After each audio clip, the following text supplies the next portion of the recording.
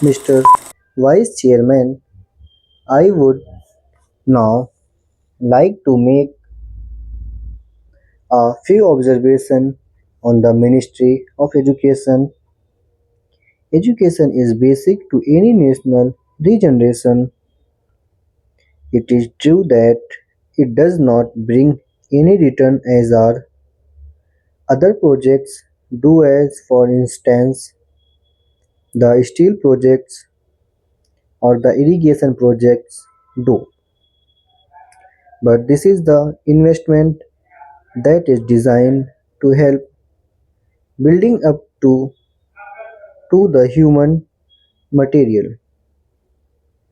It is agreed that education has expanded after independence and during the planned periods, but it is a matter for concern that the content of education has not been equal to our expectation.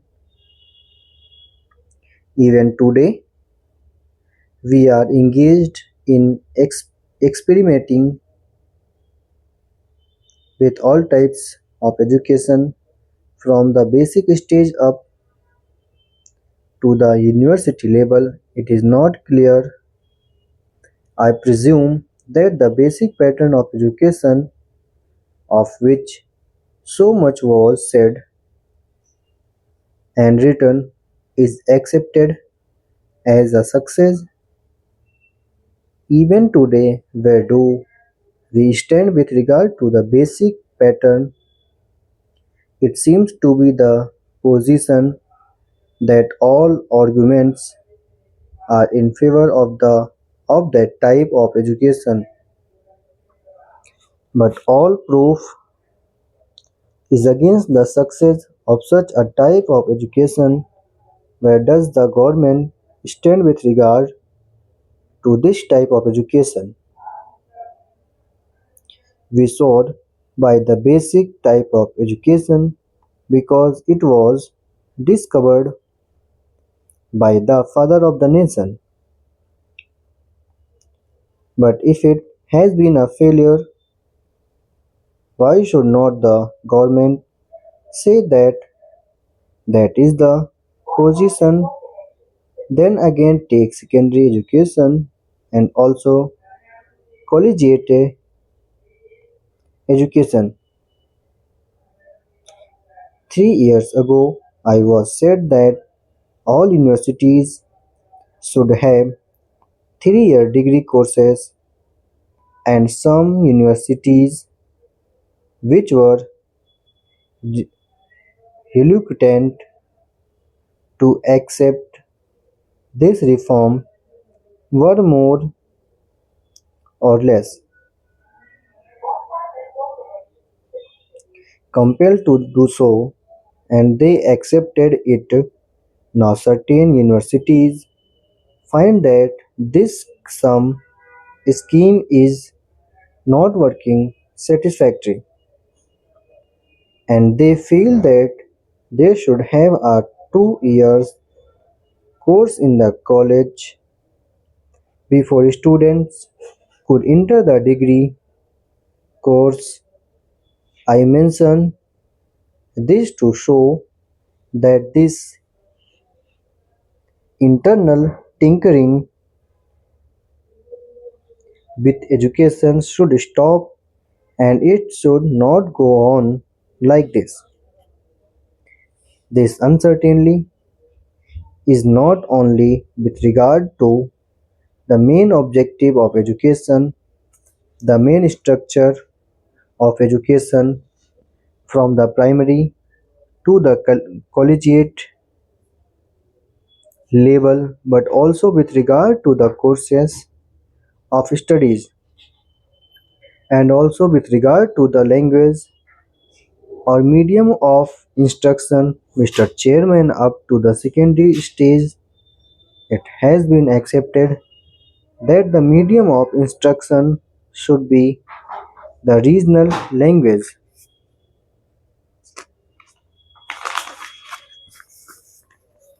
The National Integration Council, however, stated that If universities are to exchange professors, if they have to develop freely, then there should be the common medium of instruction, namely English and Hindi.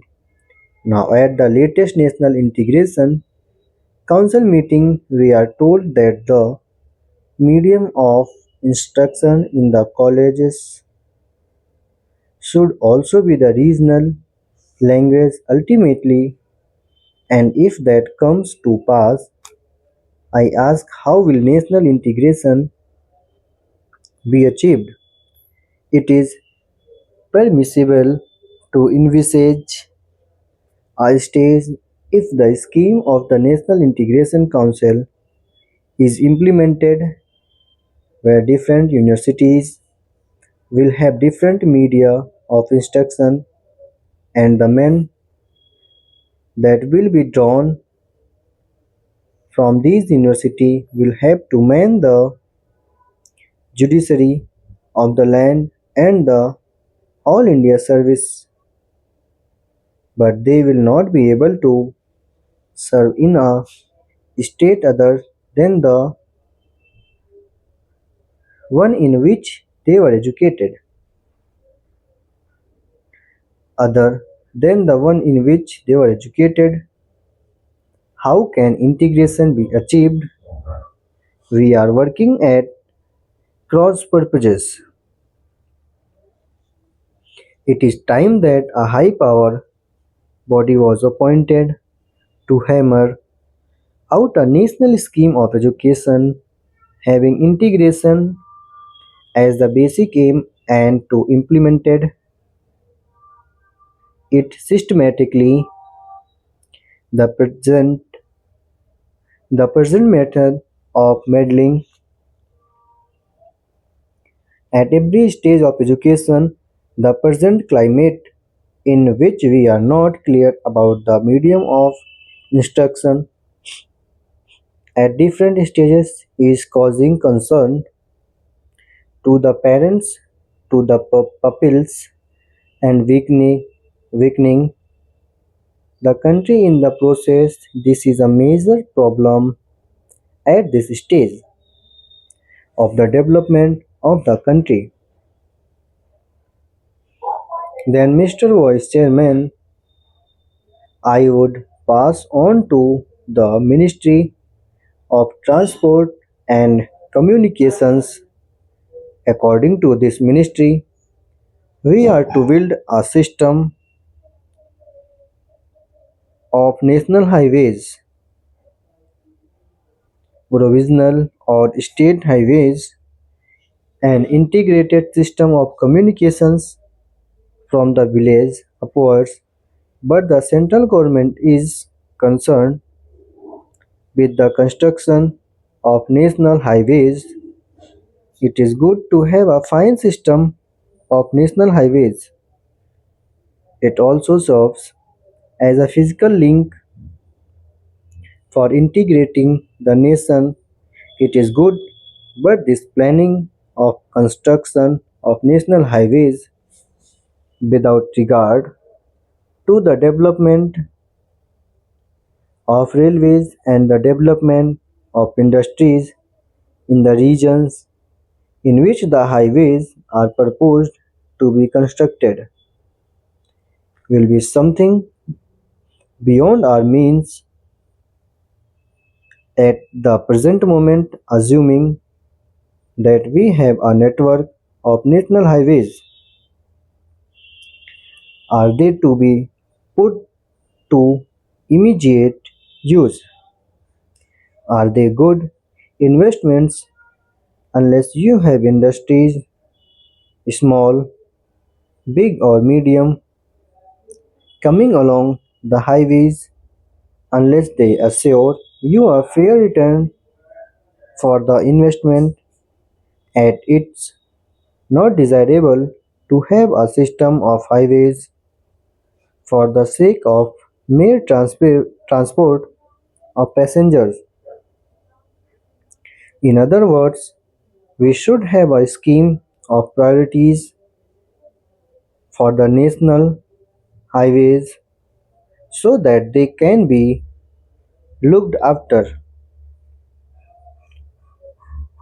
Thank you.